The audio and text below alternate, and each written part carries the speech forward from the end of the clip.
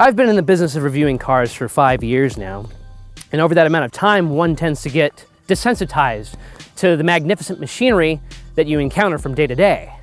But every so often a car comes along that reminds you of why you fell in love with exotic cars to begin with. And today that car is a McLaren 570 Spider.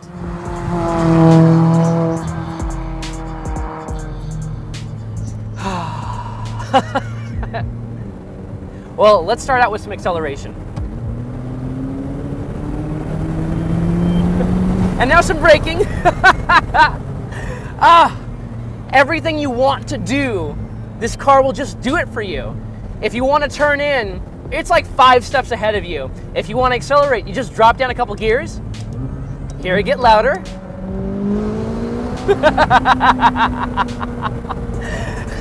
Do you want an instant button on your body somewhere to make you instantly happy?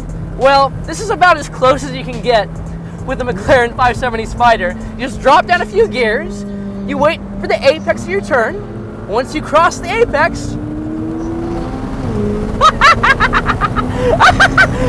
and then the braking zone happens, and then you drop down a couple gears, and then you make sure you don't scare the people on the road, because of course, we're not breaking the speed limit or anything, and we don't want to scare people by our blinding speed that we appear to be doing because this car looks like it's always going faster than it really is. But then once we clear those people, and then we clear the next corner here, hit this apex in a second, drop down a gear, drop down another gear. Oh man! Ribbons of road are like ribbons on the top of a present. And with each unfurling of tarmac, it's like pulling the ribbon, and you get to discover the present around the next bend. The way this car handles, it's like Christmas morning every day.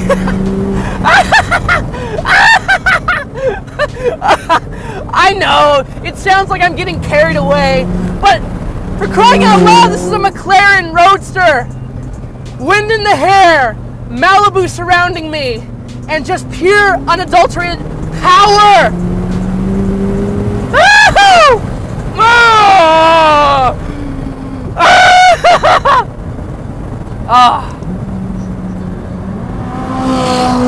Let's calm it down a bit.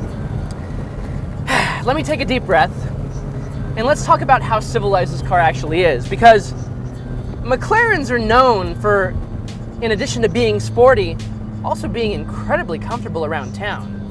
And now we're just dawdling about 35 miles per hour behind this incredibly slow Ford Fusion, now 25 miles an hour. But let's just pretend for a moment, as we have this beautiful backdrop of the Pacific Ocean to the left of me, let's pretend for a moment that we're going to church, like we're grandma, going to church on Sunday, and we just need this to be docile. We don't need it to scare us. We just need it to be a soft little puppy. Well, right now, that's what we're getting, because we have the top down right now. And even with that, listen to how quiet it is in here. It's serenity. We're doing 55 miles an hour. We're at highway speeds right now. This is incredibly tranquil. So we're out of the canyons now. We're back on PCH. And I'm reminded now that we're going slow, and I'm not losing my mind like I was earlier, that it's impossible for me to not have fun in this car. I'm just cruising with traffic right now. I'm not exploiting this car's capabilities at all.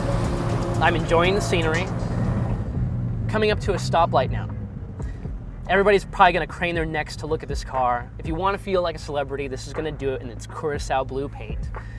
But yeah, whether I'm stopped, or whether I'm traveling with traffic, or in the canyons much faster than any traffic could go, within speed limits of course, I can't not have fun in this thing. It's just always happiness, always. And what's really amazing is that this will only set you back $200,000, yet I've driven cars that are north of $2 million that, while maybe a little bit more exotic feeling and maybe a little bit more exciting to drive because of their prestige, this isn't really that far behind for 1/10 of the price. So there's really a major dollar per fund value, even in a car that's $200,000. But at the end of the day, what's really happening here is I'm falling in love with a McLaren. And for some reason, that sounds awfully logical to me.